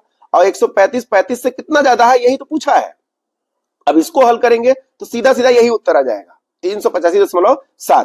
ठीक है, ऑप्शन नंबर सी आपका करेक्ट आंसर हो जाएगा। अब नेक्स्ट क्वेश्चन क्या कह रहा है, दिया गया आयत चित्र छात्रों की ऊंचाई को दर्शाता है। किसको दर्शाता है? छात्रों की ऊंचाई को दर्शाता है। तो देख लेते हैं छात्रों की ऊंचाई किस प्रकार दर्शाया है। इधर दिया है सेमी में छात्रों की ऊंचाई, इधर दिया है छात्रों की संख्या। ध्यान से देखिएगा आप लोग। कह रहा है वर्ग अंतराल 160 से 170। अब वर्ग अंतराल 160 से 70 कहां है भाई? 160 से 70 मतलब यहां से शुरू करिए और यहां तक आइए 160 से 70। ठीक है, यानी दो, यानी एक ये हो गया, एक ये हो गया, एक ये हो गया, एक ये हो गया, एक ये और एक ये। ठीक है ना, तो यानी 2 14 10 24 कितने हो गए? 24। ठीक है ना। विद्यार्थियों का प्रतिशत कितना है? विद्यार्थियों का प्रतिशत जो है वो कितना है ये आपसे पूछा जा रहा है।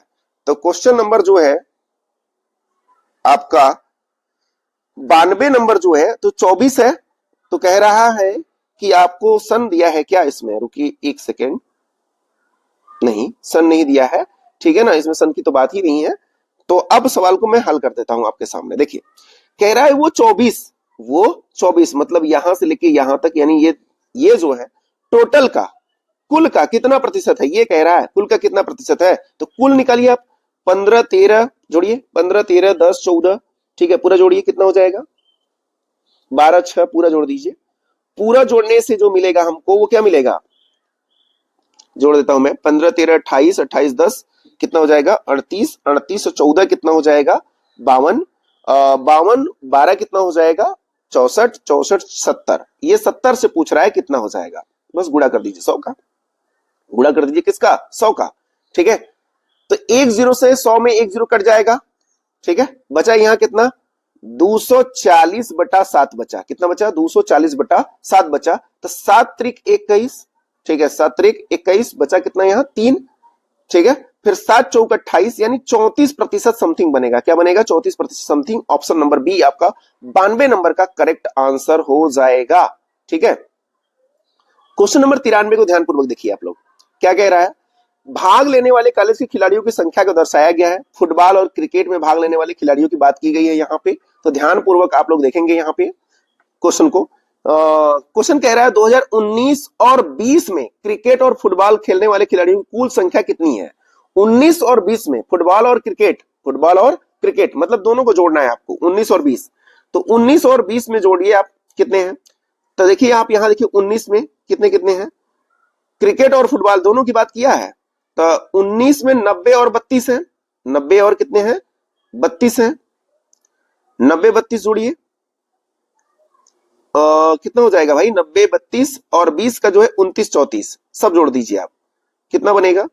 9 3 12 2 14 3 17 185 बनेगा। कितना बनेगा? 185। Option number D correct answer हो जाएगा। जोड़िए ना आप। 90 जोड़िए, 32 जोड़िए, 29 जोड़िए और एक और था ना 34 को जोड़िए। देखिए 9 2 11 4 15 5 आ गया क्या पे? 5 सिर्फ 2 ऑप्शन में था। ठीक है, 9 3 12 2 14 3 17 1 18 185 हो गया ना। ये हो गया आपका answer, option number D correct answer. Okay, question number 93 हो गया। क्वेश्चन नंबर 94 ध्यानपूर्वक देखिएगा आप लोग। इसी तरह से देखिए ये जो मैंने डीआई लिया हुआ है ये आपका बार ग्राफ चार्ट ग्राफ जो भी लिया गया है यहाँ पे ग्राफ वाला क्वेश्चन, वो देखेंगे हर एक ग्राफ पे अलग अलग क्वेश्चन मिलेगा। क्या मिलेगा? हर एक ग्राफ पे अलग अलग क्वेश्चन मिलेगा। अब देखिए यहां कह रहा है कंपनी XYZ द्वारा टायरों के उत्पादन निम्नलिखित को दर्शाया गया है। ठीक है ना, तो अब ध्यान पूर्वक आप डाटा को देखिए। यहाँ पे मैं डाटा को जूम कर रहा हूं। यहां देखिए क्या कह रहा है।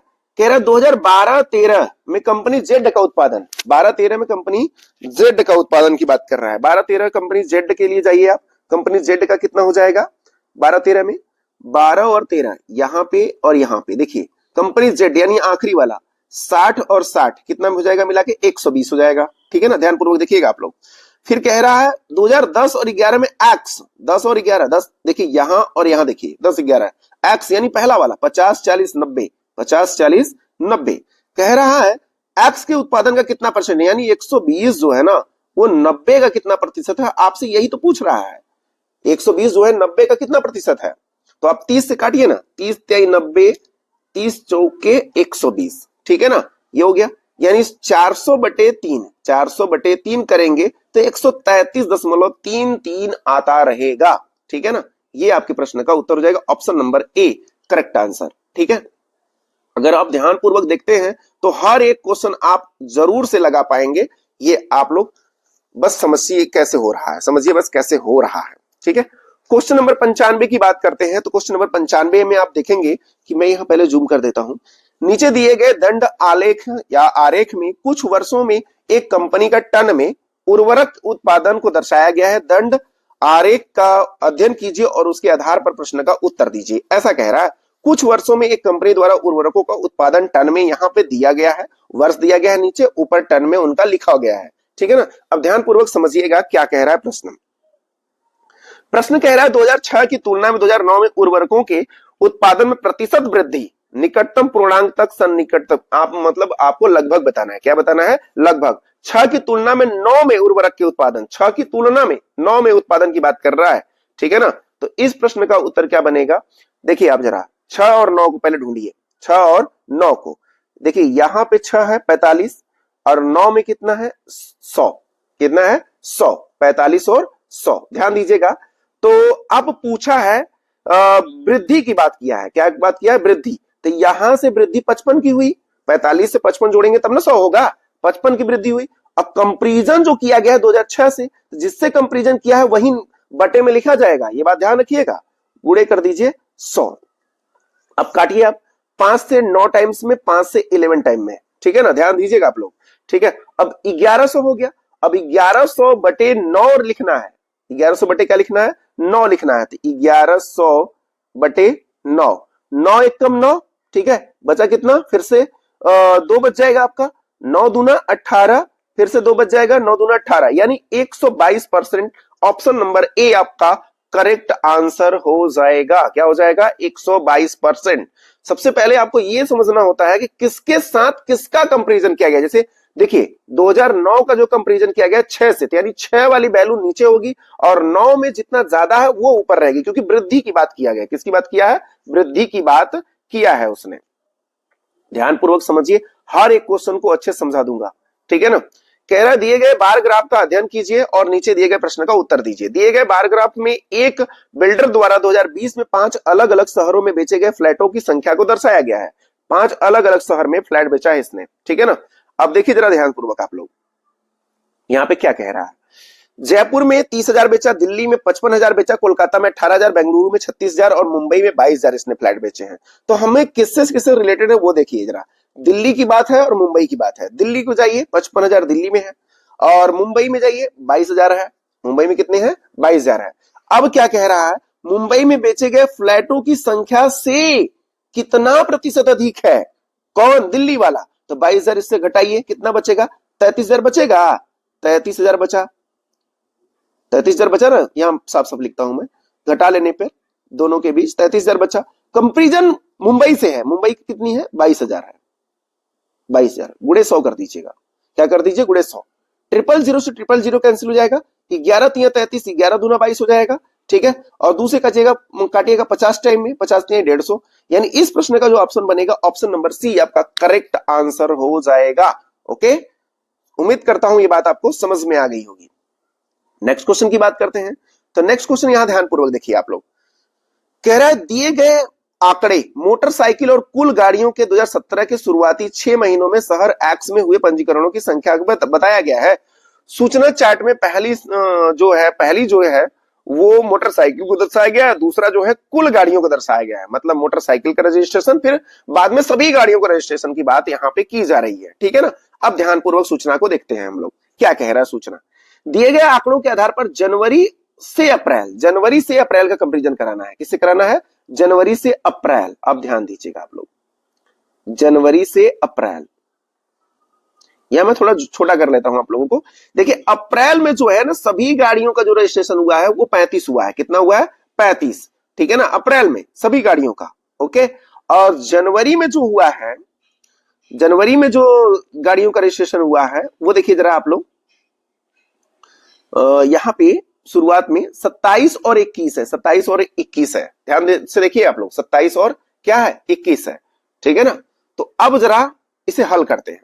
तो कुल गाड़ियों में से बाइक को घटा दिया जाए, यानी 27,000 में से 21,000 घटा दिया जाए, 6,000 बचेगा। पहले वाले जनवरी महीने में देखिए आप, 6,000 बचेगा। और अप्रैल में जो गाड़ियां हैं 35,000 में से 20,000 घटा दीजिए, 15,000 बचेगा। कितना बचेगा? 15,000 बचेगा। ठीक है ना, क्या बचेगा? 15,000 बचेगा। ठीक है ना। तो कह रहा था मोटरसाइकिल के अलावा बाकी गाड़ियों की पंजीकरण संख्या कितनी थी, मतलब मोटरसाइकिल के अलावा बाकी गाड़ी कितनी थी, तो इससे घटा दीजिए ना इसको, कितना आएगा? 9,000। 9 6 15 होता है ना, 9,000 आपके इस प्रश्न का उत्तर हो जाएगा। ध्यान पूर्वक देखिए, जनवरी से अप्रैल में कंपैरिजन है, जनवरी से अप्रैल में कंपैरिजन है। कुल गाड़ी का अलग दिया है, मतलब उसमें मोटरसाइकिल भी समाहित है, मोटरसाइकिल भी क्या है? समाहित है, ऐसी बात है। ठीक है ना, यानी इस 35 में मोटरसाइकिल बाकी सभी गाड़ियां हैं, लेकिन इस 20 में केवल मोटरसाइकिल है। इसी तरह इस 27 में सभी गाड़ियां हैं, इस 27 में क्या है? सभी गाड़ियां हैं। यहां पे देखिए आप लोग, इस 35 में सभी गाड़ियां हैं, इस 20 में केवल मोटरसाइकिल है, इस 27 में सभी गाड़ियां और 21 में केवल मोटरसाइकिल है। तो यहां से जो है 21 अगर 27 में घटा देंगे तो 6,000 अन्य गाड़ी हो जाएंगी। कितनी हो जाएंगी? 6,000 हो जाएंगी।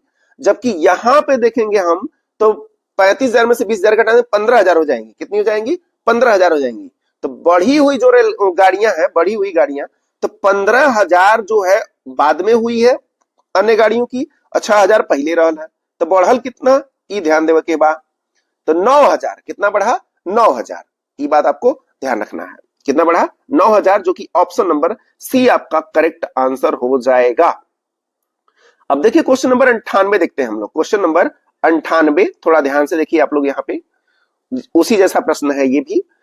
चार्ट में पहली संख्या मोटरसाइकिल की और दूसरी कुल वाहनों की, एकदम सेम बात वही वाली है, वही वाली बात है। अब यहां देखिए क्या कह रहा है, मई से जून 2017 तक मोटरसाइकिल के पंजीकरण में कितने प्रतिशत की वृद्धि हुई है। यहां मोटरसाइकिल की बात की गई है। किसकी बात की गई है? केवल मोटरसाइकिल की बात की गई है। तो ध्यान रखिएगा आप लोग इस बात को, मई से जून की बात की गई है। किसकी बात की गई है? मई से जून की बात की गई है। तो इसको भी आपको एकदम ध्यानपूर्वक देखना है। तो मई में मोटरसाइकिल का जो पंजीकरण हुआ है वो कितना हुआ है? 17 हुआ है। जबकि जून में मोटरसाइकिल का पंजीकरण देखे तो 28 है। कितना है? 28 है। ठीक है, तो वृद्धि की बात करेंगे तो 17 से 28 कितना बढ़ा? 17 से 28 कितना बढ़ा? 11 बढ़ा। कितना बढ़ा? 11। और ये 11 बढ़ा कहां से है? 17 से बढ़ा है। 11 कहां से बढ़ा है? 17 से बढ़ा है। तो बस कुछ नहीं करना है, 11 गुणे 100 बटा 17, 11 गुणे 100 बटा 17। ठीक है ना, इस तरह से हल करते हैं तो ये 1100 हो जाएगा दोस्तों। कितना हो जाएगा? 1100 हो जाएगा। 1100 दोस्तों, 11,000 नहीं। 17 से भाग कर दीजिए। अब इसे 17 से भाग करिए, कितनी टाइम्स जाएगा? 6 टाइम जाएगा। 6 टाइम जाएगा, यानी कि 64.7 भाग दीजिए आप लोग, 64.7% आएगा। ठीक है ना, कितना आएगा? 64.7%। 17 25 85, 17 छक्का 102 हो जाएगा, बचेगा 8, फिर 8 बचेगा तो 17 चौका 64 हो जाएगा। ठीक है, 4 बार जाएगा, यानी ऑप्शन नंबर डी आपका करेक्ट आंसर हो जाएगा। नेक्स्ट क्वेश्चन है क्वेश्चन नंबर 99। देखिए डाटा डिपेंडेंट सवाल है ये, ध्यान से देखिए आप लोग। कह रहा भूटान में सर्वप्रथम किस वर्ष चावल के उत्पादन में गिरावट हुई? किस वर्ष चावल के उत्पादन में? भूटान देश को देखिए आप लोग, भूटान ये रहा। देखिए 2001 में 14.5 था, 2002 में 16.3 हो गया, 2003 में 16.2 हो गया, यहां पे घट गया, यानी 2003 ही आपके प्रश्न का उत्तर है। Option number C correct answer. 2003 में ही भूटान में गिरावट देखने को मिला है, 16.3 से 16.2 हो गया। बाकी आप देखेंगे तो ग्रोथ ही कर रहा है आगे। ठीक है ना, समझ में आ गई बात? उम्मीद करता हूं ये बात समझ में आ गई होगी। क्वेश्चन नंबर 100 आखिरी प्रश्न है ये दोस्तों, ध्यान से देखिए आप लोग। सबसे पहले फिगर को देखिए आप लोग। प्रति कर्मचारी बिक्री लाख में है, जो प्रति कर्मचारी बिक्री जो है वो किसमें है? लाख में दी गई है। किसमें दी गई है? लाख में दी गई है। और प्रश्न क्या कह रहा है उसको देखिए आप। वर्ष 2011 और 15 के बीच प्रति कर्मचारी बिक्री कितना अंतर था? 11 और 15 के बीच। किसके बीच? 11 व 15 के बीच। तो 15 देखिए दोस्तों यहां 50 है और 11 कितना है? 70 है। दोनों के बीच अंतर कितने का आप बताओ मुझे। 70 और 50 के बीच अंतर कितना है ये कमेंट करके बताओ। हम आपको इस प्रश्न का उत्तर नहीं बताने वाले हैं। ठीक है ना, चलिए। तो इस तरह से हमारे ये 100 क्वेश्चन जो है आज के टॉपिक के खत्म होते हैं। कितने क्वेश्चन? 100 क्वेश्चन हम लोगों ने पूरा कवर किया। तो इसी तरह का अगर प्रैक्टिस हमारे चैनल के साथ आपको करना है तो चैनल को सब्सक्राइब नहीं किया तो प्लीज सब्सक्राइब कर लीजिए। ठीक है, धन्यवाद आपका।